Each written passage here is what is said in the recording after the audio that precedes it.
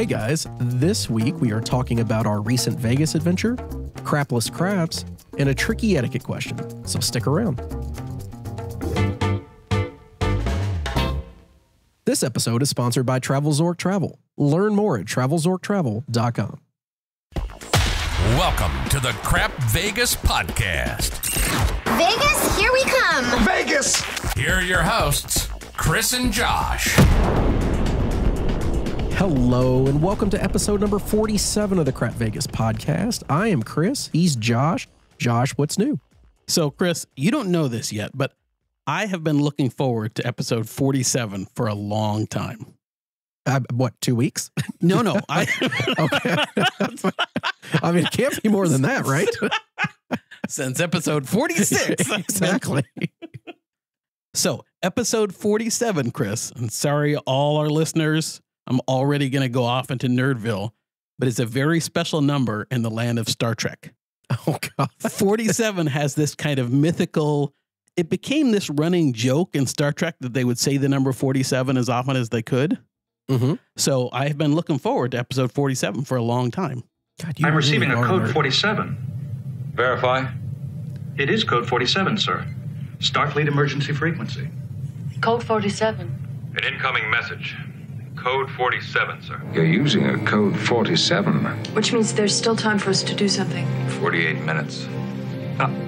47, sir. Perhaps, Data. Perhaps. Josh, did you hear that sound a second ago? Those listeners turning off That their was podcast. every listener clicking to another podcast.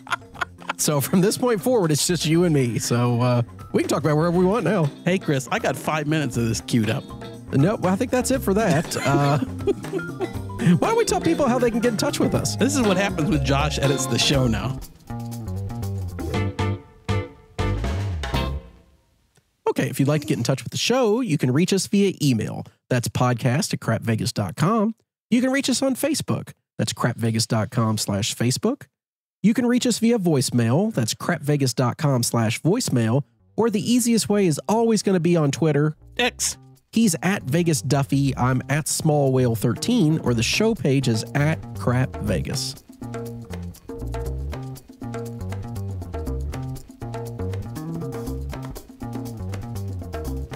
Okay, Josh, previous episode feedback. We got an email from Sean regarding our discussion of Circus last week. That's never a good sign. I'm guessing he was in favor of it. Oh, yeah, completely. Here's what he says. He said, Chris and Josh, in your most recent episode, you spoke about Circus and its current conditions.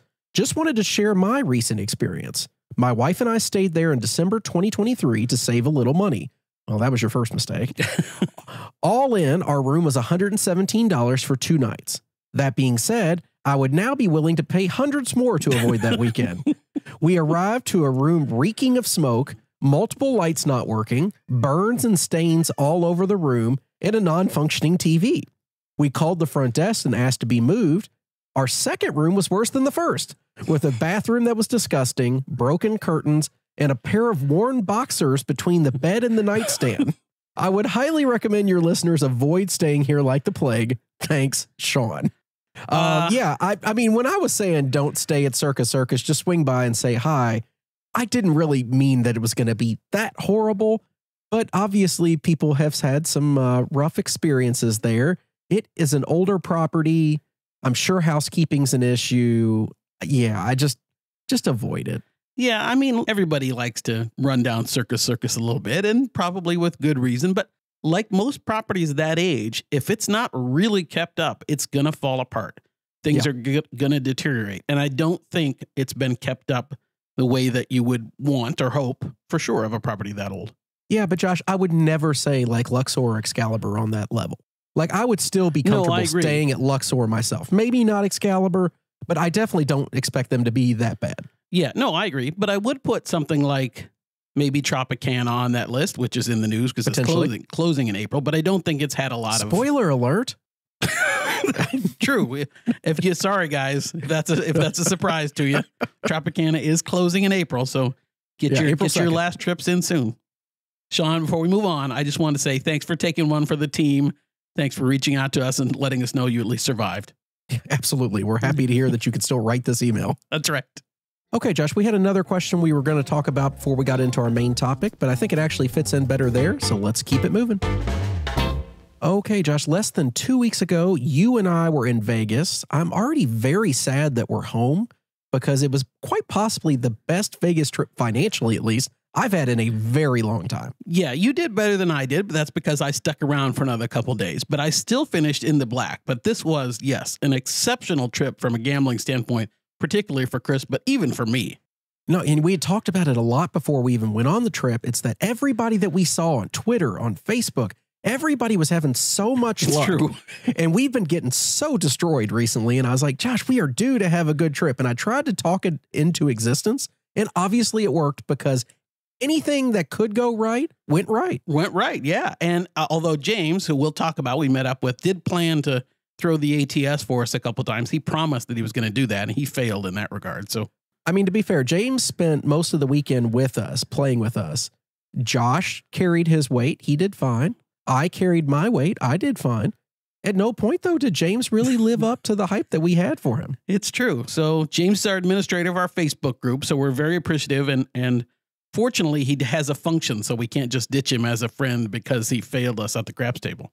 Well, Josh, if we did that, we would never talk to each other at any point, and nobody in the Vegas community would be friends with anybody. So that would be That's horrible. true. So, Chris, before we get into our actual trip, speaking of good luck, you had some not so good luck on the flight down.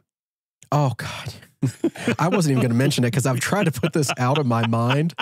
But so I had a flight. I'm flying Delta from Kentucky, and there's no direct flight. So you have to take a connection. And originally, I was scheduled to fly out at around 11 o'clock from Louisville to head to Atlanta for a very quick connection. It was going to be a 45-minute connection, which in Atlanta can be pretty short if you're running behind at all because it's a big airport. And Chris and I had timed this, so we were set to get to Vegas like 2 minutes apart from each other. Oh, yeah. No, it was really cool. We were going to, and not only that, Josh, we didn't know at the time, our gates were literally right next to each other. They were. We were texting each other while we were on the plane. So that was pretty cool. But anyways, I was supposed to fly out at 11, go down to Atlanta, turn around, fly out very quickly. And to make it worse, Thursday night, I start texting Josh, I'm really scared because we were all of a sudden supposed to get like 5 inches of snow. There was going to be ice. It was going to be terrible. And I was like, uh-oh, that is not a good combination with the short layover. So we had to play it by ear a little bit to see what was going on with school on Friday for my kids and stuff. They ended up getting off school, and I found out about 4:30 in the morning. And I immediately got on the phone, called a Delta Diamond desk person and said, hey, there's an 8 a.m. flight out of Louisville. Is there any way that you can get me on that flight instead of the 11 o'clock flight? I'll take a longer layover, but I want to make sure that I get to Atlanta. They said they can do it. The guy at Delta was terrific making that happen, and he got me on the flight. Got to the airport. We boarded on time. Chris texts me and says he's made this earlier flight, of course, because he's 3 hours ahead of me. I'm just waking up in the morning. So I'm enthusiastic because I was worried, Chris, you were going to miss the flight, miss your later flight. So I'm like, okay, cool. Chris is on the first thing in the morning flight. He's already on board when I check my texts. What could go wrong? Everything that could go wrong went wrong. We literally sat on the tarmac for over 2 hours. It was ridiculous. It took forever. I don't know what the issues were. At one point, we did have to get de-iced, but that's not a 2-hour process. There was obviously some other things going on. And I was starting to get concerned that even with a 3.5-hour layover, I was still going to miss my second flight of the day. I was worried too. Josh was too. Eventually, we did finally take off, got to Atlanta. I only had about a 40-minute connection at that point because it took so long. But what frustrated me the most, Josh, was my original 11 o'clock flight actually took off 15 minutes early and arrived about 20 minutes after I actually got there. I could have slept in. I could have just taken my time. Everything would have been great. But no, because I tried to make sure I got there, it just did not work out the way I wanted it to. But that's okay, Josh, because at the end of the day, I took all my bad luck up front. So on the trip, we would have nothing but good luck. Right.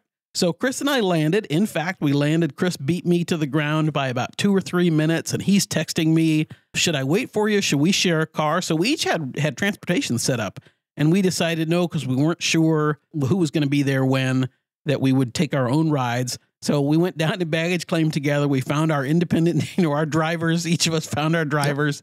Yep. I beat Chris to the hotel.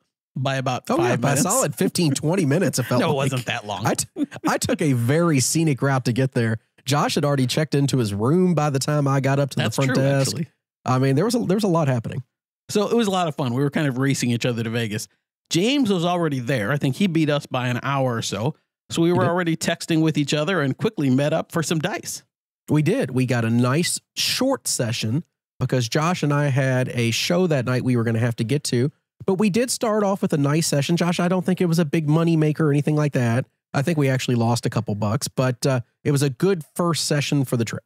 Chris, the one thing I wanted to mention was, you guys know me if you listen to this show.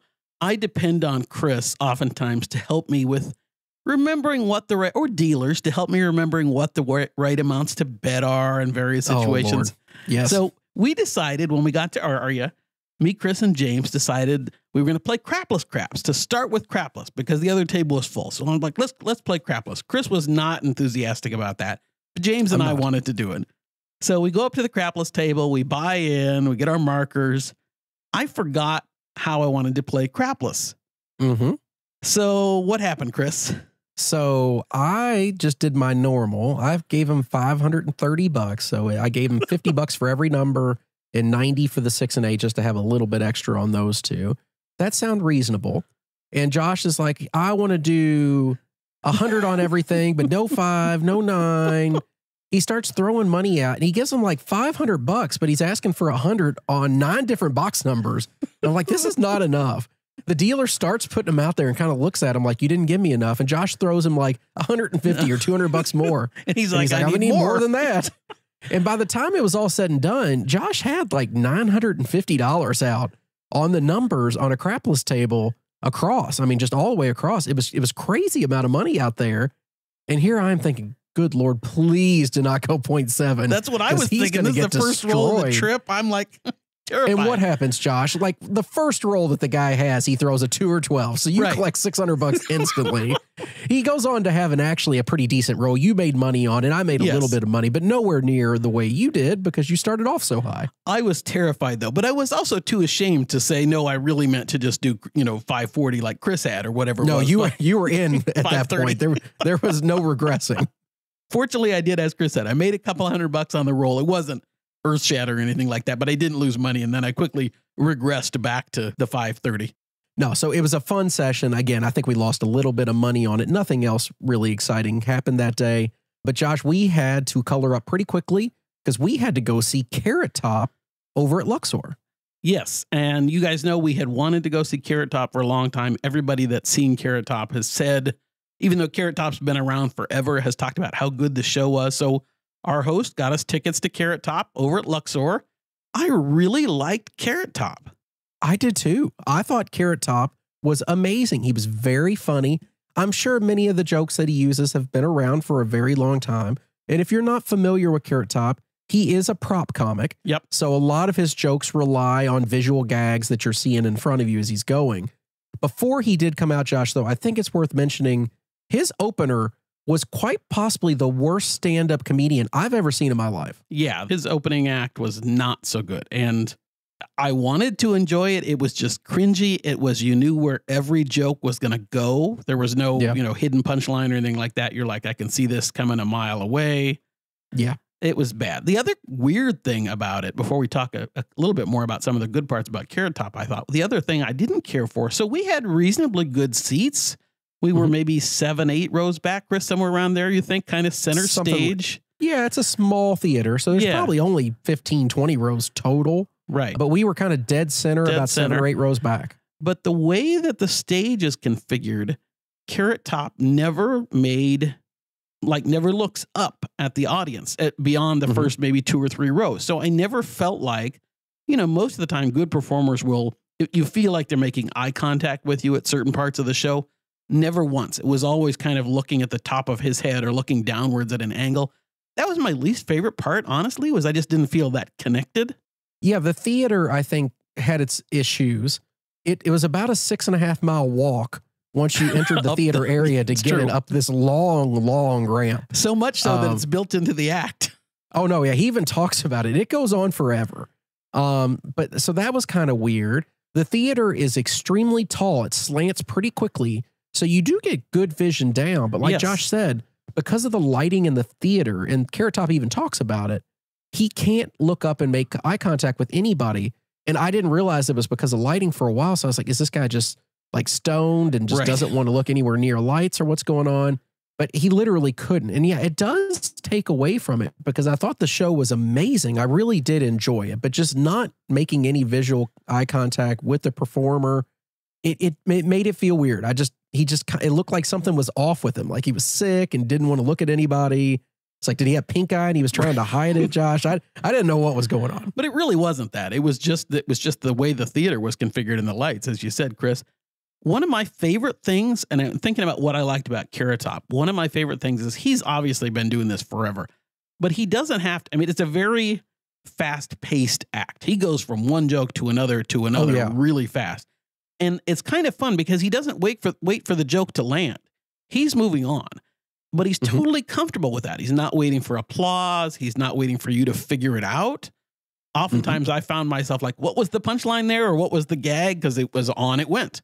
But it doesn't matter, though, because another joke comes within 5 seconds. So if Right. you didn't like the one before, you got another one coming right behind it. And like me, he's giggling at his own jokes, which I love. It was really fun. It was a nice show.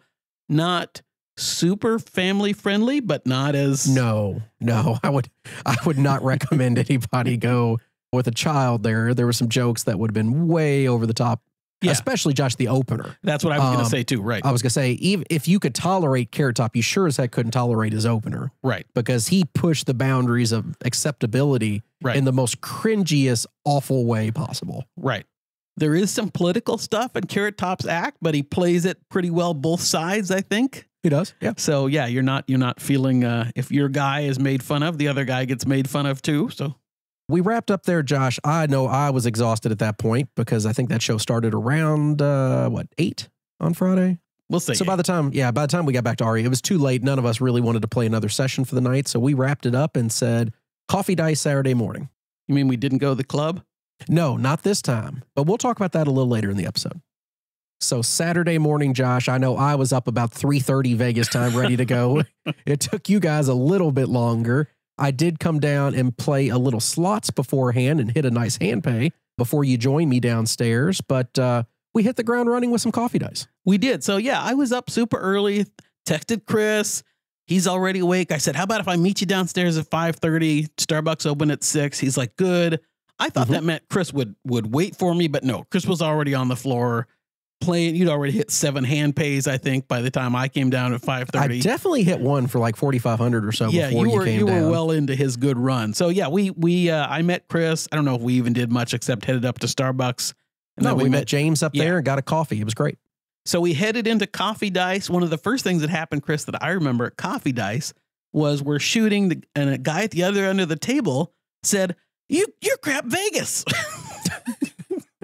Yeah, he looked at us like, he's like, I should have known this earlier, but yeah, you guys, you're them, right? I was like, yeah, we are. I said, oh, that's awesome. So no, it is really cool when people can notice you just by, I guess, voice. That was really fun. But the session itself, Josh, my notes just say it wasn't good. It wasn't bad. We didn't hit any features. And all I remember was because I got up so early in the day at like 3 a.m., the whole time we were playing, I was starving. Like Starbucks didn't have any breakfast food out when we went up there to get a coffee. I hadn't eaten the night before because my stomach had been bothering me a little bit. So I was just so hungry that I think I told us that at like 10:30, I said, we have got to stop. I got to take a lunch break. Yeah, that first session wasn't horrible. I think it was good enough that I got to send out a nice Coffee Dice picture and things like that, but it wasn't earth shattering. What I do remember, Chris, is the dealers at Aria started talking about how they knew us. And yes, that was then, wasn't it? Yeah. Talking about how they follow us on Twitter and how they know the show. And the one dealer has introduced us to all the floor people. And do you like that, Josh? It was both flattering and a little uncomfortable. What do you think? I think it's great that people listen. I think everybody should listen. I think we're amazing. That being said, we don't always say the nicest things about everybody. And I'm not trying to be rude or hurt anybody's feelings or anything like that. I just pride myself on telling you what I think about a place or a session or just in general. I try to give honest feedback. And something that we're going to talk about that was just a recurring theme throughout the whole weekend that we were at. I know where you're going. Yeah. As nice as the dealers were, and most of them are super nice, not all of them, but most of them are pretty darn nice. There were so many mistakes made this weekend. So many. Yeah. Josh, it felt like 50 or 60 mistakes were made this weekend. It just kept happening with different dealers. Just different things Both kept happening. For and against us. We'll talk about some specifics, but yeah, Chris is right. I mean, I feel the same way. It's really hard. And that was one of the goofy things. It's like, okay, now we're recognized. What if I want to say something bad happened? And so there is some awkwardness that comes with that for sure. And maybe I look at this more than I should, Josh, but I look at it from the perspective, if they give us too much, they make a mistake in our favor. Right. Does now Aria think, oh, they know these guys and they listen to their show and they're trying to help? Right. I don't want any of that. Right. I never expect a dealer to do anything like that for me. We're good. And usually I correct it 90% of the time, but there were just a couple things where, it was hundreds of dollars in mistakes. Right. Not 25 or 5, just massive mistakes were being made, and you'd correct one and then 2 minutes later, they make an even bigger one. Yeah. And I love playing at Aria. The dealers really are great. Some of them are super friendly, but you just don't get that at Wynn.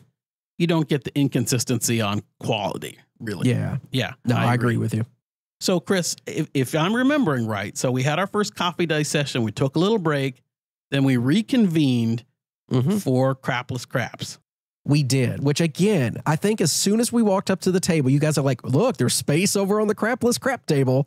And I was like, come on, can we really just wait or go to the other side? And you're like, come on, it'll be fun. You guys had to coax me into walking up to this table. But looking back on that, Josh, I think you probably made the right choice. Yeah, I think we did too. So James and I are coaxing Chris to play Crapless Craps, and he comes in, and what happens, Chris? You should tell the story. Oh, man, it was just amazing. It really was. We had a woman that was playing with us at the table, and she had some really decent rolls when we first started. And then at some point, she decided to color up after having a good run, and we were up a good amount at that point. Because I had a good roll, too. You did. You had a decent roll at that point. It was right before your good roll, Josh, quote unquote. I had a roll that I didn't hit a lot of numbers, but literally made 8 points. Yes. Yeah. It was...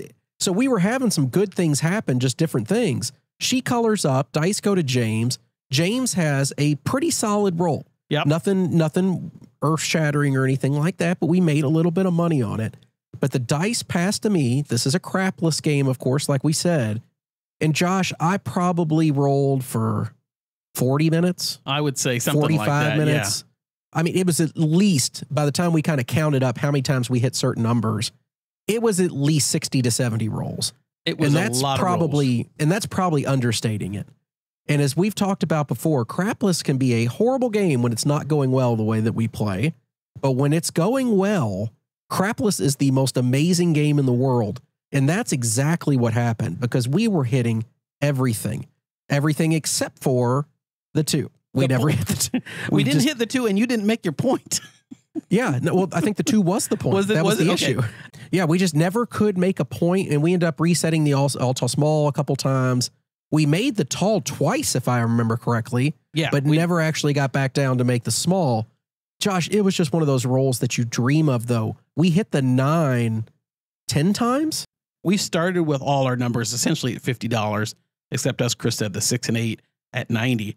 We had the 9 went to $2,000. Each of us had a $2,000 9. Yeah, $1,500 10 right next to it. Yep. All the extreme numbers were at $200 to $300 a piece. 6s and 8s were $540 or $600. The press moves we were making towards the end were just insane. Josh, I've never pushed a number to 2,000. I haven't had a $2,000 number before either. But it was just going so well. It just felt like the thing to do. And to be fair, we hit the 9 at 1,500. So it's not like it felt like a bad move after the fact. I wasn't sad with what we left on the table. Oh, gosh. Because it had just gone so remarkably well.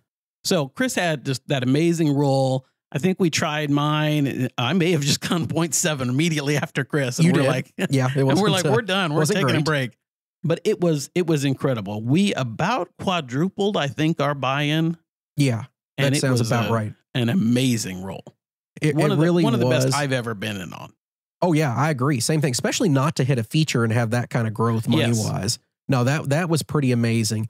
The only other thing I will mention, Josh, is everybody always asks about how the dealers got treated and did you take care of them? At one point in the roll, we made sure they had at least a quarter on every number. Every number, yep. And by the end, they had some numbers over 100. Yeah. They made thousands on that roll. Yeah, we so were the taking dealers real good care of them as they we were did going. perfectly fine on it. Don't worry about them. I think Josh had a good screenshot or a good photo from that time at one point where you could see the crazy amount of dealer action that existed. They were more than grateful, and we kept that up for a bunch more rolls before we actually got out of there. And that's the fun. I mean, I think that's the fun that Chris and I have. We oftentimes start with placing the point for the dealers. We have it straddling the pass line. And then as the roll progresses, we add numbers. So, Chris will put down a $6.08 and I'll put down a $6.06 or whatever it is. And then we press or they press or we add all the numbers. So the longer the roll goes, the more we have out there for the dealers. And our dream roll is like this, where we have every number covered for the dealers. They're pressing for the dealers. We're pressing for the dealers. We're collecting. It's so much fun. Oh, yeah. No, it was amazing. I think their 9 by the end, Josh, was probably a couple $100. I think so, too. Yeah, no, they were having a great time. Awesome session. Really enjoyed it. At that point, it kind of ensured that no matter what happened the rest of my trip, I was going to go home a winner. But, it really didn't get that much worse for the rest of the trip. And slot-wise, it only got better for me. Yeah, the nice thing for Chris, because he knew he was leaving, he was taking wasn't the red eye. It was the first thing in the morning flight out on Sunday. So he knew that there was pretty much no way he could lose everything he had won by the time I was guaranteed to be a winner at that point because I had taken my original $1,000 in free slot play that I had and hit that hand pay literally like 10 minutes after I arrived. So I was already up like $5,000 on slots before I even started. And when we finished our amazing roll that we just had, Josh is like, let's go play some slots for a little while, do something different. They went to play Heidi's, him and James did. And unfortunately, it's a booth of 3 Heidi's machines, but one was taken by a woman. She wasn't actually playing the machine. She was just sitting there, right? And I think she kind of knew that I wanted to play at it, and Josh was kind of right next to her, and she's like, oh, I'll get up. And I was like, no, don't worry about it. I'm just going to sit back here and play this one. You look comfortable. You're fine. I don't like making people get up or something. She was comfortable. Well, best thing I ever did. James is watching you play, Chris. I don't know if you do this, and he's telling me, "Oh, Chris is down $500. He's down $1,000. He's down $1,200." And then, Chris hit a bonus. It did not start off well. And at the beginning, I'm thinking, "Wow, I really should have kicked that person out of their seat and taken that machine," because I was getting killed, and I was just about to color up because I was coming up to like 1,000 on my slot ticket, a nice even number, and I was like, "I'll color at 1,000." I got to like 1,020, and I hit a bonus. It was free games is what it was, but I got 4 of the free games things instead of 3. So I think they gave me some extra free games, Josh. Right. I don't know what was going on during that bonus level because I didn't even completely understand it, but it literally just started giving me like $1,000 every spin, $1,500, $1,000. Re-trigger, here's an extra $500 and we win again. The bonus ended up paying, I think, close to $9,000 is what it paid. I think it was like $8,700 if I remember correctly. It was an amazing bonus. I still don't know exactly what happened to cause it, but from that point, Josh, there was definitely no way I was going home. You weren't leaving in the red for sure. No, but the funny thing was, one of the slot attendants came over very quickly to help me and get it paid. And I will say, Josh, because I've commented on this before, I had, I think, 6 hand pays this weekend when I was at Aria. Right. The slot attendants were significantly better than the last time I was there. I know I've commented before that they can be slow. That was not the case this time. The only issue that I did have was on that giant jackpot that I was just talking about that I hit. They came up and the touchscreen was not working, Josh. They were trying to tap. I wondered. It took Chris forever to get his hand because we were watching from the Heidi machines. Yeah, she kept tapping on the screen trying to type in her code and it would not accept it. She called over another slot attendant. Her code wouldn't work. It just would not work. And here I'm thinking, what, are they just going to try not to pay me? What happens now? Right. She said, I'll be back in a little bit. I'll get it taken care of. I had to wait about 15 minutes, a little longer than usual, but she did come back cash in hand. The only thing that was a little frustrating is she asked me, do you want a ticket or cash? And I said, I'll take a ticket because I really didn't want to carry that. And she just came back with cash in hand. She's like, oh, sorry about that. I was like, okay. So that kind of stunk. But at the end of the day, Josh, I was so happy with what was going on that day. I did not care. So James and I are watching. And one of the things that Chris and I had talked about was we wanted to get our 40,000 tier credits for that day so we could get the tier accelerator bonus of 60,000, which is the MGM tier accelerator if you hit 40. So the nice thing for me was, as Chris is waiting for his hand pay, I'm grinding through some more. And I'm just stuck. I can't do anything. I ended up towards the end of the night. We both got it. And Chris will talk a little bit about that. But I'm about 1,000 tier credits ahead of him because he's getting his $8,000 hand pay. And I'm just throwing money away, grinding out my tier points. I mean, it seems like a fair trade, right? You Sure. got an extra 1,000 tier credits and I got an extra $9,000. So Chris, somewhere around this time, I think, is where James talked us into going to carnival games, right? Yeah, I think he did. We had just hit the jackpot. I was in a good mood or else I would have just shot him down completely. He said, let's go play a carnival game together. And we're like, okay, that sounds fine. Let's do that. We ended up playing Mississippi Stud. Yep, Mississippi Stud. Which I had never played before. How about you? Never played before. I didn't have any idea about this whole point thing. He was trying to explain to Josh and I how it works on which cards you're supposed to play and see another card. By the end, I realized it's just let it ride in reverse. I mean, that's all it really is. But you know what? It was very frustrating, though, because you would ask James, what am I supposed to do with these cards? Oh, you're supposed to fold those. I fold them. And if I would have kept them, Josh, I would have had like a flush that would have paid me through the roof. And he's like, oh, play those. And then I lose like 10 units. So it was not good. I think, Chris, it was more frustrating for you because I won $500 while we were Josh literally could not lose a hand. And I kept telling him, it's like, Josh, you have got to raise your base bet so you can bet more. Because we were just playing the minimum. Oh, we were playing, $10, $15, whatever it was. I think it was 15. I think it was 15 too. And you were playing 15. I was like, Josh, I'd be betting blacks at this point, the way it's going. Because every hand, he's like, oh, look, a pair. Every and time. They were kings. He just couldn't. Like I had pocket kings 2 or 3 times. And I didn't understand that was really good, but it sounded amazing. And she kept handing you money after money. You just get a big stack. And then James would win a hand. And every time they'd come to Chris and then she'd go, oh, sorry. And she'd take my money away. But it worked out fine, Josh. You guys, that made up for the money I won on the slot. Not quite, but we were drinking. The other nice thing about Mississippi Stud and a lot of these games, I think they're fun if you can find a low enough limit that you can just drink if you have good drink service and enjoy, your friend's company and things like that. Now, I will say, though, Josh, for those that haven't played that or haven't played a lot of carnival games, the only thing to keep in mind is, even though it's a $15 table, that's not how much you're playing. No. Because if you do want to play a hand, you're going to have to make additional wagers. And it could be 1 to 3 times your bet, and you can do it 3 times, and there's bonus bets and side bets. By the time you're done, there were many times on a $15 table that I had like $150 or $175 on a single hand. Yes. The nice thing is, it's not like we don't want to go into a whole Mississippi you want to do a Mississippi Stud podcast now? We'll leave that to Mark and Dr. Mike. They can talk about Mississippi Stud.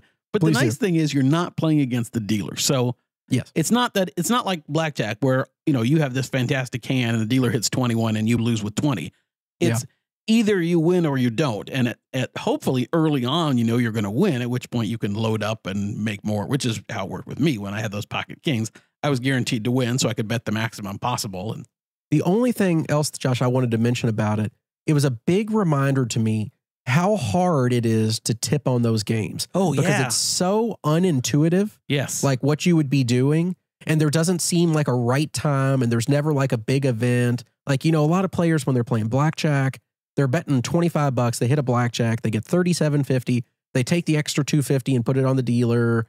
And then the hand plays and they see what happens. Yep. It's not as intuitive here which bet you're really supposed to put it on. And I just, honestly, Josh, you know how much I love to tip. I didn't even think about it until the dealer literally said something. Same way for me. Now, do I think she should have said something? No. Right. But I'm actually very thankful that she did, because I did attempt to tip her multiple times and kept losing. But that happens. That's part of the game.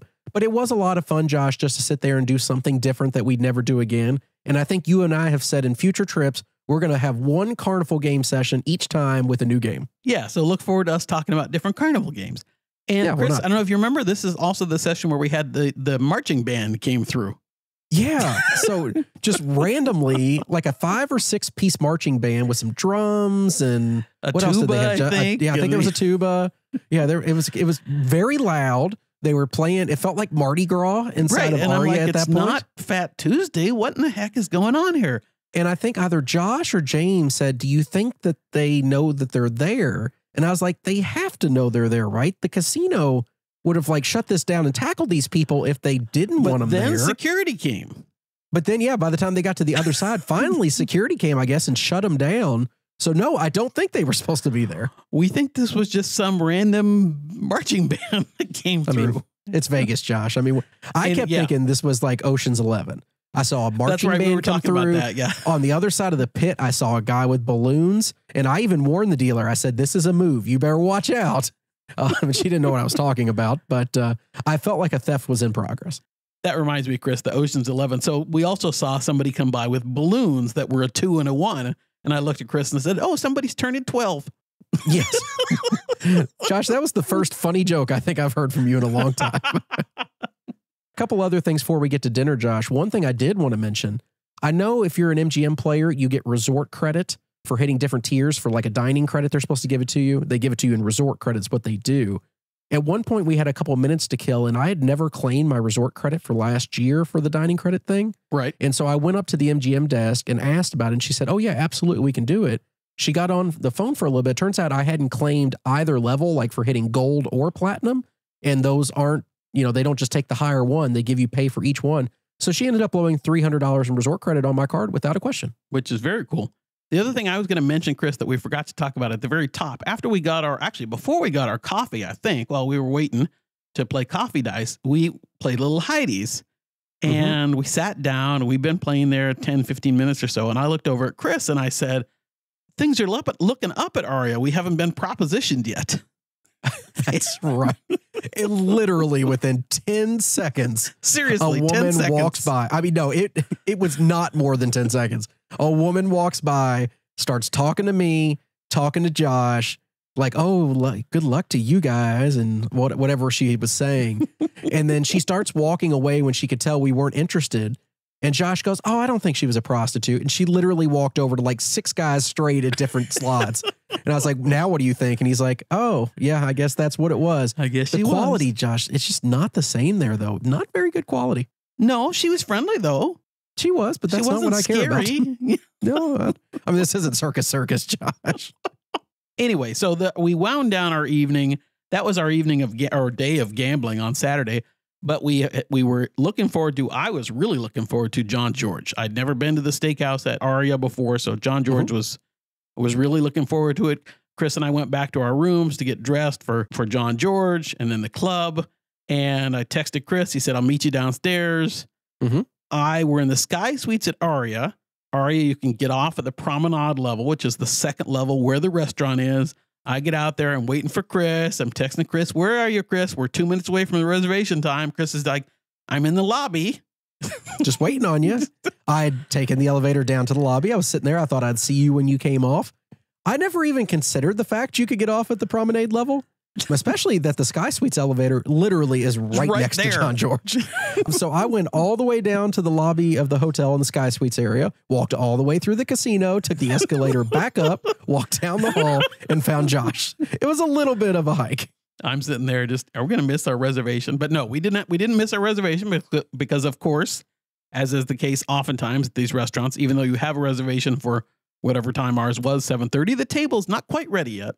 I call it the Seinfeld effect, Josh. It's just like the episode where Jerry was waiting for his rental car at the airport. And he's like, you know how to take a reservation? You don't know how to keep a reservation. They knew that we were coming. They just didn't keep a table for us. That's right. But I will say we got into the restaurant. Josh, what were your overall thoughts on John George as a restaurant? So overall, I liked it. I didn't love it, I'd say, Chris. I didn't love it as much as you have in the past. And I think you kind of felt the same way I did for this one. First of all, I'll say we were both really tired. We'd been up late the night before. I didn't sleep really well that first night, so I was winding down. So maybe that had a little bit of an impact. Sure. We were supposed to go to a show after John George. I was already thinking that, that didn't happen. But service took a while. I love the bread that we got as an appetite, the bread was fantastic, bread. Which I think you talked about before. Yeah. Yeah. So we each ordered steak. I had a filet. Chris, I think Chris got the healthier filet, if I remember right. Did you get the healthier one? Yeah, there was something like that. I don't understand why you have 2 fillets on a menu. Technically, they had 3. That's true. Because You're right. They had a really expensive They had a Wagyu filet. Right. They had a choice cut filet. And then they had a Piedmontese filet, if I remember correctly. Right. You had the Piedmont. I had the U.S. And I had no idea what was so special about a Piedmontese filet. I checked my phone and it said it was a healthier cut of meat, just the way that they feed it. And I thought, well, Josh is having the normal filet. I'll try the Piedmontese just so we have something different to talk about. It wasn't terrific. And you're right, Josh. This was not as good of experience as I had had in the past. I thought the service was relatively poor for a steakhouse that level. Yeah. It was very slow. I'm not saying the waiter wasn't friendly. He was very friendly. Yeah. But I like our glasses of water didn't get refilled, or they never asked if we wanted a second drink. He didn't swing by nearly quick enough. It took a long time after dinner to get our check. By the time we had, because we were considering dessert, but it almost took so long for him to even come by that we almost passed on it. I also thought it was quite strange when we asked for a dessert menu, they didn't have one. He just had to call out what the options were. Right. And I didn't think his descriptions were actually very accurate to what we got. No. So my steak, it's not we've talked about one of the reasons that I love, at least me, the steak that I've gotten at the strip house at Planet Hollywood is I like the seasoning. I like the peppery steak that they have. This steak at John George was not seasoned particularly. And so you got your steak the way it was a true steak that you could use sauces or not, or, that kind of thing. So if that's your thing, great. I like a peppercorn steak. I like a little more flavoring to my steak itself. But I had the steak sauce. Chris has mentioned you get a variety of sauces to choose from. It was good. I thought my steak was a little dry, a little drier than I'd like. So was mine. The sides were fine. We had vegetables. We had mashed potatoes and French fries. Oh yeah, we were starch heavy that day. I needed food. I was still starving. Yeah. Yeah, potatoes a vegetable, right? Yeah, that's right. Okay. And so, I mean, as far as Las Vegas steak restaurants, when we do our best of for 2024, it's probably not going to make my top 3. Josh, I'd always loved it. We even put it number 1 this year in our best of list because I pushed so hard because I'm a big fan. I don't know what changed. It just was not a good experience. And it's not fair to judge a restaurant on a single experience. But we do that all the time. I mean, we're a product of whatever happened most recently. Yeah. Right. I mean, things change. So I am disappointed in it. I won't be running back there anytime soon after this. But overall, it was still enjoyable. It was the first time for the weekend you and I actually got to just sit down and catch up and talk about life and see what's going on because we were constantly in and out of the tables and stuff. But it was a good meal, but not something I'm looking to do again anytime soon. Yeah, I think as far as restaurants at Aria, I want to try Carbone still. There's quite a few other options at Aria, even if we want to. But just, I'm not going to be in a big hurry to go back to John George. So we finished up there. We played a couple slots. And I said, oh, why don't we check the app and see where we are tier credit-wise for the day? Because we knew pretty much where we started. I'm glad we didn't go that method, Josh, because I forgot that you need to subtract out the previous day's bonus that had been applied. So we actually would have been really short. But the app was not working. There was no way to access your tier credits. So we swung by the MGM rewards desk and I said, hey, trying to hit the 40,000 bonus for the day. Can you tell me where I am tier credit earning wise? And she came back and said like 37,205 or something. So we sat down and I played a couple slots to try to get to that point because I think you already had it, Josh. I was at 40. I had made mine. So I'm like, I'm just going to sit there. And I was short. Chris is going to get his money because of my hand pay. And I didn't even care what slot. I just picked the first one right next to the MGM rewards desk that I could play. And what happens to Chris? Another hand pay, like 2 spins in.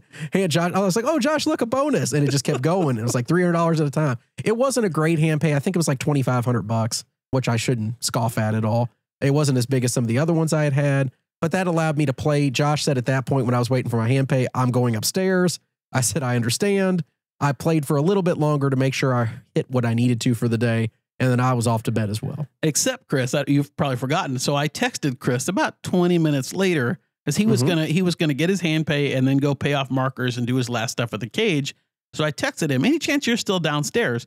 Because I had decided when I broke off from Chris, I headed towards the room, towards the Sky Suites. I'm like, no, I need to do 10 more minutes on a slot machine, which I'm glad I did because I went into the high limit room and played some, more Huff and Puff? More Huff and Puff. And hit a little hand pay myself, not as big as yours. Congratulations. So I texted Chris and I met up with Chris for 2 more seconds at the cage and said, I got a hand pay too.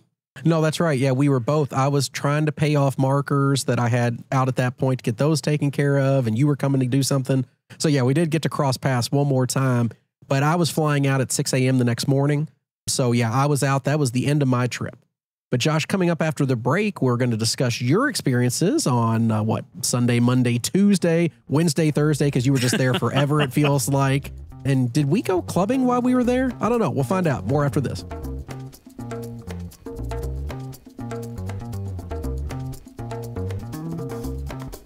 Josh, I am so proud to announce that we finally have our first sponsor of the program. It's TravelZork Travel. Everybody's heard us talk about Michael Traeger before and how helpful he can be when you're trying to do some sort of crazy travel thing and you need assistance. You don't want to do it yourself. Michael's the guy that's behind TravelZork, Zorkcast, the Yo11 podcast. He does a lot. Zork Fest. I know we've talked about that before and you recently attending. He's so helpful when it comes to these bookings. And I can say, even in my own case, Josh, my daughter had a gymnastics competition coming up.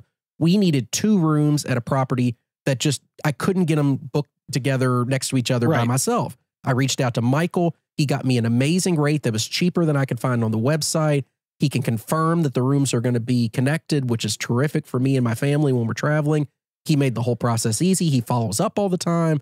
It was just great working with him. I will make sure I work with him in the future. But I know you've used him for a couple things too. Yeah, I think we've used him for 3 or 4 trips, and that was well before this sponsorship arrangement came around. So I feel like we're being truthful when we talk about what his company can do. The first one that he booked with us was a trip, I think, to San Diego last spring break or spring break last year. And it was a trip with my mother-in-law. We knew we wanted to stay at a little nicer property. We wanted to have a view of the ocean, really make it a kind of a VIP level trip. And I had done some shopping around, and I reached out to Michael and said, hey, what can you do? Where would you recommend we stay? And he said, here's what I'd recommend. And I did some more price shopping, and it was a competitive rate. We weren't worried about getting the best rate ever. We wanted, like you, we wanted connecting rooms. We had connecting suites with my mother-in-law. We got an upgrade as part of our booking with Michael, and breakfast included, and some of the curated VIP things that his company does.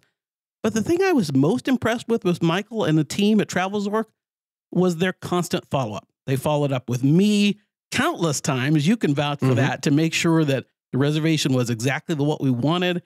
And they followed up with the resort to make sure that things were ready for us when we got there. I'll talk more as we go forward, talking about TravelZork Travel on future shows about some of the other trips. But the first trip to San Diego was phenomenal, and we'd gladly go back. It was at the Park Hyatt Aviara Resort. And as I said, the biggest thing we wanted was no surprises. And Michael's team came through for us on that. It was a fantastic trip. And if you're looking for particularly luxury travel, I highly recommend checking out TravelZork. But also, Chris, if you're looking for a Vegas trip. Yeah, absolutely. He seems to specialize in Vegas market. So for a lot of you, he'll be a great person to reach out to. Michael and his team are even going to host a contest for us. Anyone that's referred over to TravelZork and says they were referred by Crap Vegas is going to get 5 entries into a contest to win a 3-night stay, Josh, in Vegas, which would be amazing for anybody. And I know he's even going to throw in 15 entries if you book a cruise with TravelZork. And he's given our patrons an extra entry just for being a patron, which is really cool. We'll have full details of the contest, how to enter, how to get your name in there. It's going to end in May, so you got plenty of time. But just a really nice offering him, and we really appreciate that. Yep. And one last thing I wanted to say. We know a lot of people that listen to the show have comp stays in Vegas, and maybe booking a trip through TravelZork isn't the way to go for Vegas if that's you. But if you're not someone that has comp stays in Vegas, or if you want to really live it up like a high roller or like a VIP, definitely reach out to TravelZork for your Vegas needs. But if you're looking for any other type of luxury travel all over the world, he's the place to go. I agree. So if you're ready to get rolling, the easiest way to make that happen is to visit book.travelzork.com. That's book.travelzork.com and see what Michael and his team can do for you. Okay, welcome back, everybody. Josh, let's kick it off. Sunday morning, I've flown out. What are you doing? Are you just crying that I'm gone, losing lots of money? It's just a sad day overall? Oh, all of the above. Well, first of all, I was happy because I got to sleep in. Because you were gone. Yeah. So yeah, Josh knows if I'm there, we're starting at 6 a.m. It's not going to be any later than 6. No, it's not 6:30. It's 6 a.m. So I knew that listener Sean, who's a great supporter of the show, patron, big fan, was coming in. He had hoped to play with you too, Chris, but he just got me and James. And I knew he was going to land about 7 a.m. So as it turned out, I woke up at, 6:30. I texted Chris. Chris is in the air already. And I thought, okay, I can time this up to meet up with Sean when he lands at the Starbucks. So That's in fact what happened. Sean arrived, he didn't even get to his room because it's 7 a.m. or something. He had his backpack with him and he was just staying for a night, I think. So we met up at Starbucks, introduced ourselves to each other, met up with James, I think, and went down for some coffee dice. It wasn't a great session this first day, Sunday when you were gone. It wasn't actually a very good day gambling for me. Fortunately, I had the cushion that you helped build up to carry me through Sunday. But Sunday, I don't have any great stories. Played with Sean, played with James. We had fun, but gambling wise, it was kind of one bad session after another. Nothing did really you have good. a massage scheduled that day? Well, that's the good part. Yes, I had a super highfalutin 100-minute, $500 massage scheduled. It was fantastic. My comments about the Aria Spa are the same as they have been before, which is it's wonderful. The massages are good, but it is still a very big spa. A lot of people. A little bit like a cattle call, it feels like to me at the top of the hour or the bottom of the hour when all the massages start. You just see all the massage therapists coming in to grab one by one by one. You know, whereas when you might have 3 or 4 people at a time, this is like 20 or 25, that kind of thing. But a great massage. So I finished up my massage and went back to my room and had dinner. I think I met up with Sean and James for one last session, and that wasn't it. Sunday was, other than the massage, was pretty quiet. Was the massage complimentary? It was. And I was going to say that in regard to our dinner as well. So full disclosure, and I can't speak for Chris. Maybe he had to pay for a lot. I don't know. But our host did end up comping off everything from my trip. Same as well. I gambled enough that it was, they got their money's worth out of me, at least in Theo. And yeah, so no, I didn't have to pay for the massage other than tip. You know, one thing I was going to say, Josh, and we talked about this a little bit, I think on Saturday, even before I left. But the one benefit I feel like I have over you is I know that you've had a lot of losing trips recently. Don't get me wrong, I have too. But the one benefit that I have over Josh is because my trips are typically shorter, they're usually 2 nights and sometimes they're even a single night. I don't give myself as much time for the law of large numbers to kick in. No, which I think it works in my favor. Because now I may miss things. And in this case, I did miss a couple good things that happened Monday and Tuesday that I'm jealous that I missed. But at the same time, when we're talking about bankroll management and having a fun trip and trying to come home with a little extra cash or trying to break even, just keep in mind, the longer you play, the far less likely that is the case. Yep. Because the more sessions you have, the variance is going to kick back the way that it should, and you're going to lose money. So we had a good run. We had a couple great tables that made us some money, but I'm very confident if I would have played for 3-4 more days, I would have been back down close to even again, whereas I left a massive winner. Right. But that being said, Monday, Josh, I know Monday and Tuesday, you had some pretty amazing things happen at the table. Yeah. So a couple things. First of all, that Monday morning, I got up. I didn't have to get up again for Chris. I wandered around. I had to go over to Vidara to get my coffee, Chris, because all the conventions had started at Aria. So they weren't even taking mobile orders at the Starbucks. So I thought I'll walk over to Vidara, So I got my Starbucks over there. Their mobile ordering was working. So I got to see the walkway between Cosmo and Vidara and Bellagio, the new umbilical covered air conditioned hallways that they built. Those are super cool. I didn't go into either Cosmo or Bellagio, but I got to see the hallways and they're super cool. So good. But that proves I did go outside though, from Aria to Vidara. Oh, I mean, I went out when we caught the taxi. That's true. That night. We did go outside for the taxi, but I even walked outside. Oh, from Aria to Vidara. I walked from the front door to the taxi. There you go. And at Aria, it's a nice little walk around to get to the taxi stand, depending on where you're coming from. So. See, I even took a picture of outside and put it on a Facebook group just so people could say you went outside. So don't say we're not healthy because we are. Right. We got tons of steps in. I mean, we only do the pool at the club at XS. So we'll talk about that later. Yeah. A couple other things worth mentioning. So I texted Chris. I'm playing the Heidi machine, our favorite Heidi and Hannah. And I hit Hannah, yeah. I was waiting. Yeah, make sure you put the accent on. That's right. I hit a bonus, and we won't go into this again. It's not slot talk, but I hit a bonus that had 5 re-triggers, and I ended up with 85 spins, which was super cool. And you still didn't make anywhere near what I did on my hand pay. Oh, not even close. I didn't even get a hand pay. But I did get, if you're not going to get a hand pay, I got the next best thing. Oh, my bonus was I forgot about that. $1,144.50. How many times this weekend, Josh, when you were sitting next to me, I was in the middle of a bonus game and I was praying with the machine, please don't give me any more money. That's right. Please don't give me any more money. And it's like 12:01. I knew, because I was at like 1050 and there's 6 spins left. I was like, I'm not going to get more than like $1,300. And I'd rather not even have the last 100 and save the time and hassle of having to do it. So just, give me 1150 and I'll be good. Well, as I'm on this 85 spin one, Chris is on the airplane, I think, or we were at work or whatever. And I'm texting him detailed, like, it's going to be a hand pay. I'm only at $400 now, but I got 40 spins left. There can't help but be. And it wasn't a hand pay. It was not. We had one of those when James was with us. And I think I was sitting there. Chris and James were done with their slot sessions or whatever. We're going on to the next thing. And I hit this 40 spin thing or something. And I'm waiting on Heidi. The music plays forever as it's counting each of the bonus spins. And Chris and James are like, we just hit the button so you can go on to the next spin. If you remember correctly, I reached across and hit the button for you multiple times.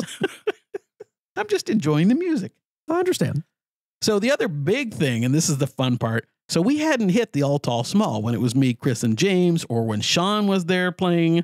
So this is Monday morning. Sean hadn't even come down yet.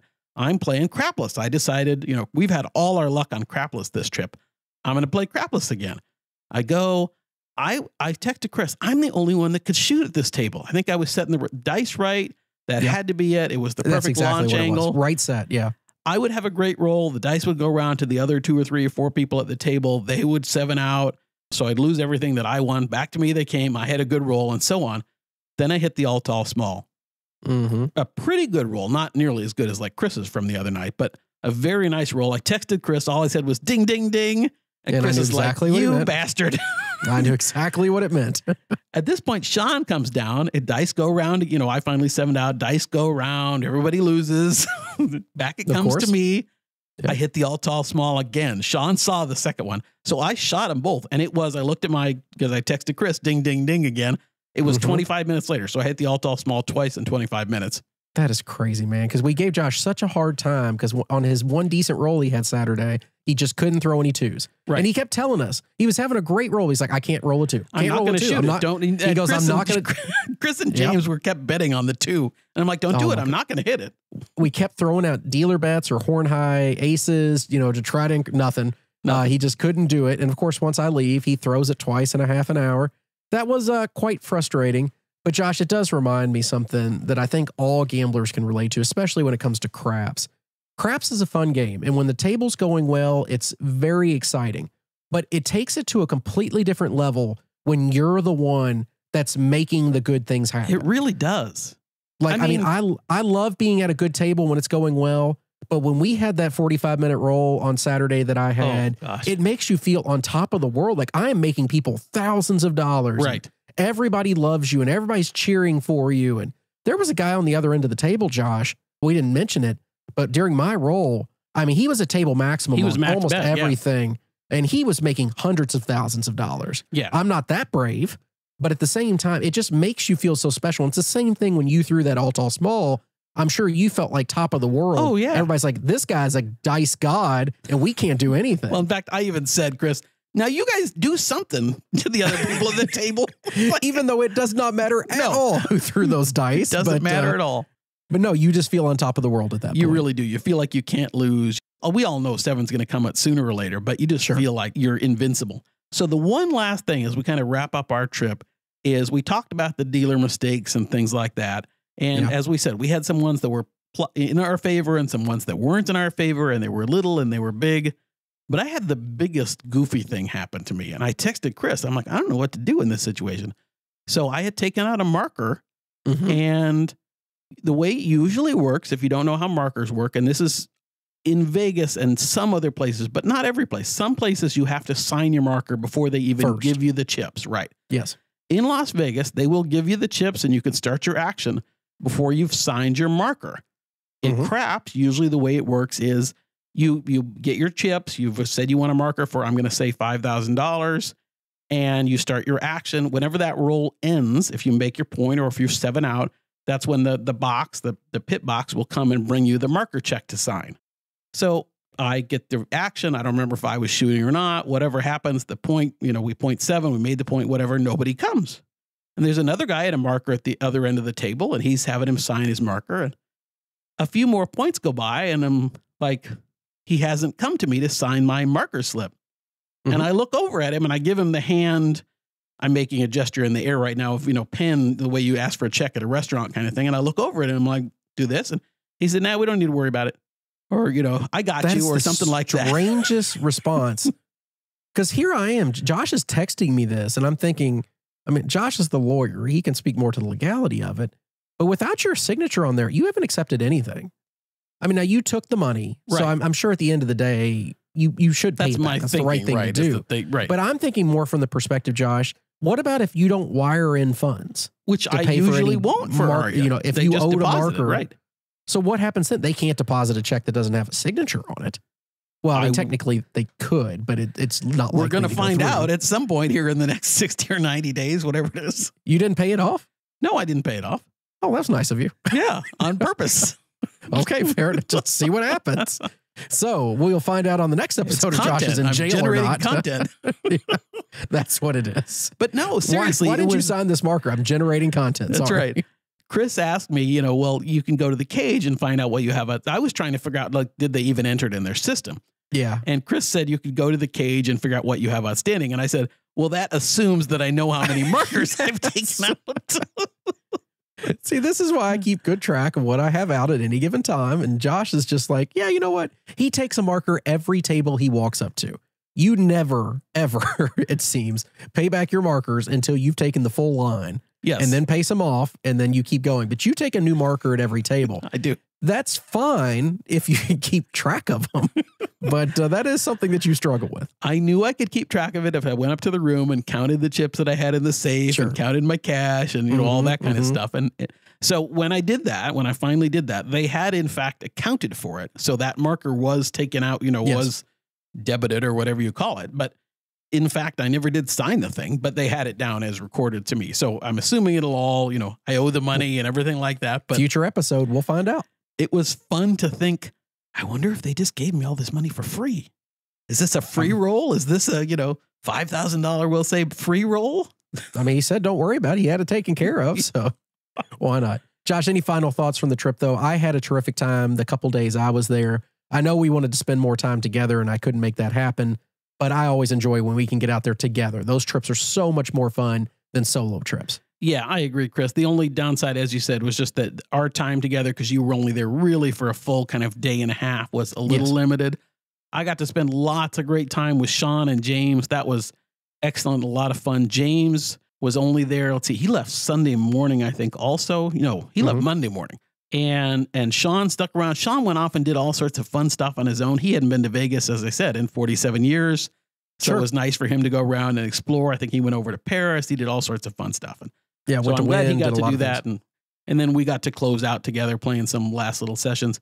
Unfortunately, his craps luck didn't, he missed out on the big one. So he didn't have quite as much luck as we did. But awesome trip. Glad we did it. And we'll do it again soon. For sure. Okay, Josh, we got a couple listener comments and questions I want to tackle this week, but we're going to have to push the rest of the next episode because we're running way long on this one. We did get a message. Some people had asked us, Josh, about Super Bowl and how hard it is to get tickets comped. And if we did that, we definitely didn't. We will not be there for Super Bowl. But we actually did have a listener write in about their experience talking to hosts about Super Bowl tickets. And that person reported that he asked two of his hosts about what it would take to get comp Super Bowl tickets.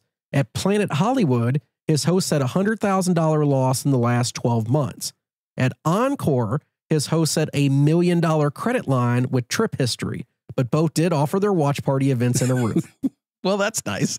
I think that's what I could get. Although I'm close to the Planet Hollywood criteria for qualifying. If that said $100,000 loss at Wynn over 12 months, I might be able to swing it. I'm not 100% sure. It'd be close. But no, I think it would be really fun to go. But no, I'm nowhere close to getting comp Super Bowl tickets. No, same here. And a question that we got on the CV Facebook group from Danny, I wanted to address real quick, Josh. It was an etiquette question. He said, as primarily a poker player, I've learned that game selection is a critical part of being a winning player. That being said, when I'm in Vegas, I always keep a few black or green chips in my pocket from the poker room. If I happen to hear a raucous craps table, I'll walk up to the empty spot, toss down 2 blacks and go 160 across, and try to ride the hot roll for a few minutes, then color up, tip, and split. Why do some people not like this approach? Why would I play at a table where everyone is getting killed? I don't slow the game down. I'm polite and I tip well, but I still get the stink eye from some folks. Explain it to me like I'm 6. Thank you. Well, great question, Dan. Is it Dan? Danny. I mean, you can call him Dan if you want to. I'm sure he wouldn't mind. By the way, we got to interject here. A couple shows ago or last show, we had a question from a listener named Shannon. And I think we said Shannon was most likely a female. We referred to she, and Shannon wrote back to say that Shannon was in fact a man. I think I said he or she during that episode. You did, but then later we said she. Oh, okay, fair maybe. enough. But anyway, Yeah. I've gotten us off track. But I wanted to mention that while it popped into my head. Shannon, sorry about that. I called you Sharon, which is even worse. I was going to say, you didn't even have the right name at all. So I don't see why you have to point me out making a mistake. But back to Danny's question. So, Danny, that's a good question. When you're coming in with chips, that's less of an issue, I think, than people who buy in with cash mid-roll. And I'm assuming, Chris, that this is mid-roll is really the question. No. Right? Yeah, it's clearly mid-roll. Yeah. So whether or not you should get the stink eye, yes, you get the stink eye, especially when the 7 comes right away. You just are, because people are looking, myself included, looking for any excuse when the bad number comes as to what caused it. And you're certainly not, I don't think, committing as big an etiquette foul as somebody who tosses cash in mid-roll or their card and cash.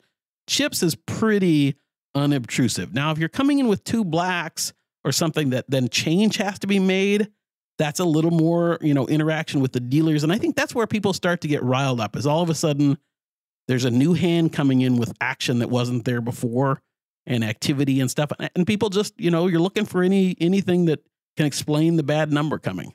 I think it's a couple things. I think one, when you're on a good roll, like the one I had Saturday, you didn't want anything to slow it down. If anything, that's the only thing that I didn't like having that roll at a crapless table at Aria. It was too slow for me. I wanted the dice back quicker and quicker just to keep the game moving so you can just keep going with it. And the game wasn't moving as quick. And we had a lot of mid-roll buy-ins during that great roll, Josh. It happened 4 or 5 times.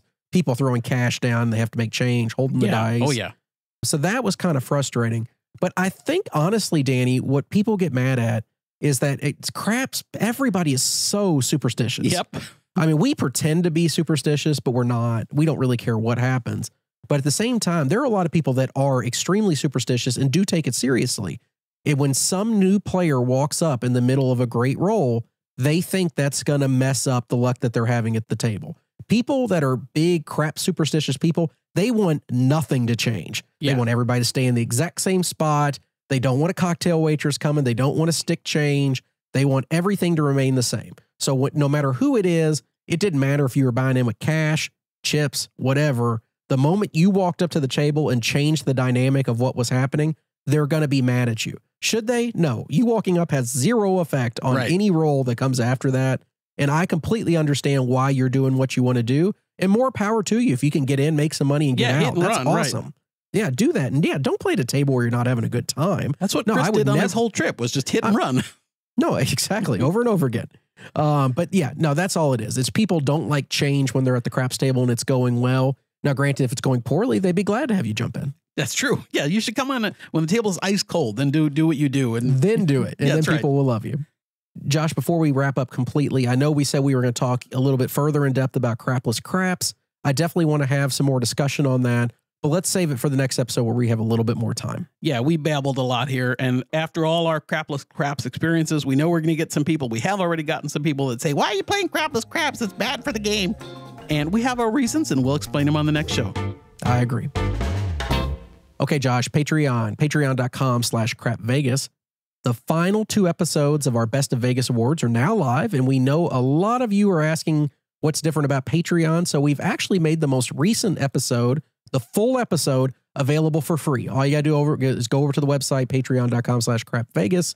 You can just click on it, and the full episode, I think it's 50 minutes long, is right there for you. I don't even think you have to sign up. Maybe you do, but I don't think you do. And Chris had the great idea of, why don't we put the first 10 minutes or so of that free Patreon episode on our main podcast feed.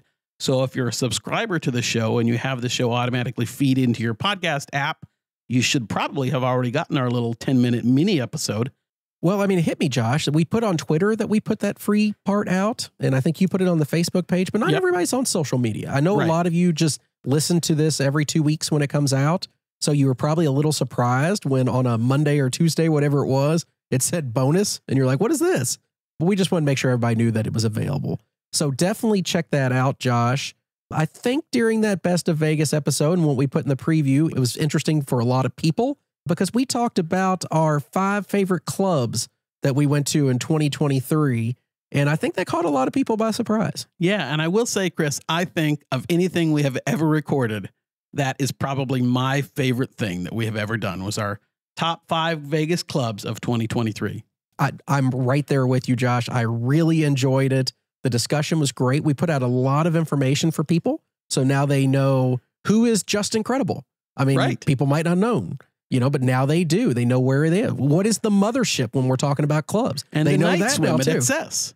Exactly. We talked about a lot of things people would not expect to get from the Craft Vegas boys, but here we are. So hope you heard it.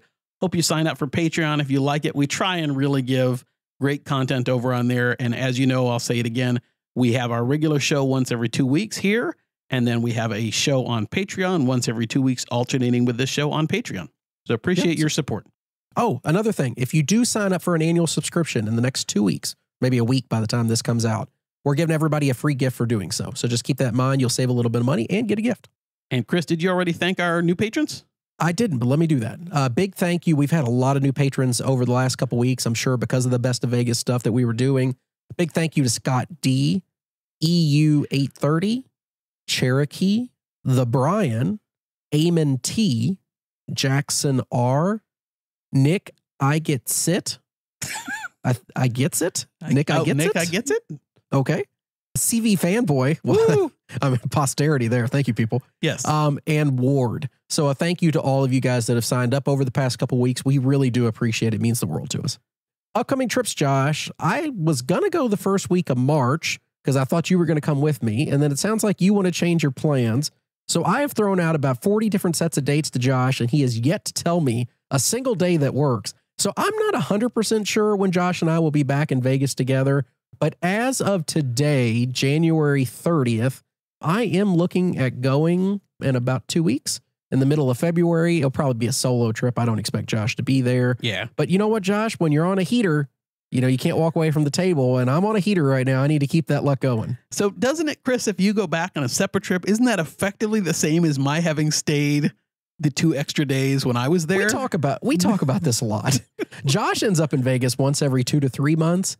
I tend to end up in Vegas once a month, but my trips are literally a third of the length of his trips typically. Right. So it all just works out. I get my nights in just on separate trips. A friendly reminder to subscribe and leave a review on your favorite podcasting app and to visit our merch store. That's crapvegas.com/shop. Just a quick comment for our next actual episode. We had hoped to talk about stories that made your trip extra special in Vegas, things that properties did that just really turned a normal trip into an amazing trip. We've already got some of those stories, but if you still have some more you'd like to add, just shoot that to us via email, podcast@crapvegas.com, or put it on one of our socials, and we'll try to get that included on the next episode. Josh, anything else you want to talk about before we get out of here? No, I think we're going long. We can just wrap it up. I did have a great trip. Again, it was super great to see James and Sean. Had a really good time with you guys. It was great going to Excess with you. It was nice to show you the clubs that Chris and I like the best. One thing I wanted to add was I forgot to mention that we saw listeners Joyce and Jason, 2 of our favorite listeners. They came over, I want to say the first morning, so it would have been Saturday morning while we were playing Heidi's. They came over all the way over to Aria just to see us, I think. Joyce gave us a big hug. She and Jason were going to do the slot tournament at Wynn, so it was great to see them. I think they got to meet James then too. So that was neat. Yeah. And I think they had fun at the slot tournament. I don't end up remembering hearing that Joyce won, but I'm glad you had fun. I know she had a great time at Wynn, and it was good to live vicariously at Wynn through her. Yeah, no, I did miss it this weekend while we were there, but I feel like I'll be back soon. I'm just tossing back and forth in my mind. If I'm only going for a single night, do I want to go to Wynn for a single night without you, or just go back to Aria and keep doing what I'm doing? Got to get your platinum. Well, I could get platinum real quick if I did that. That's true. Well, Josh, I'm sure you don't have too terribly much more to say. I really don't either. I'm tired at this point, hungry, and just ready to move on. But thank you all for listening. We really do appreciate it, Josh. Hopefully we'll be back in Vegas together soon, and we'll talk to all of you all soon. Thanks, everybody. Bye-bye. Vegas, here we come. Thanks for listening to the Crap Vegas podcast. Have you ever been to Vegas? Check out all our recent news and our Vegas trip calendar by visiting crapvegas.com. See you in Vegas. See you in Vegas. I don't know what they play at the end, you know? You don't do any of that anymore. The Vegas trip calendar at crapvegas.com. See you in Vegas. Should you say this week on Crap Vegas? We don't say that. I don't know. Popped into my head. No, we don't say that. This week on Crap Vegas. No, you don't say that. Or for Batman? This week on Batman. The Joker comes. I don't think we do that. I don't know. Okay, if you need to get in touch with us, you can reach us via email. That's podcast@crap. Can you stop laughing while I'm talking? What is going on today? Okay. I didn't even say anything. Huh. I did have a great trip. It was, again, super great to see Brian. Brian? Mm-hmm. Who's Brian? Yeah, Brian. I wasn't going to ask, but who the fuck is Brian?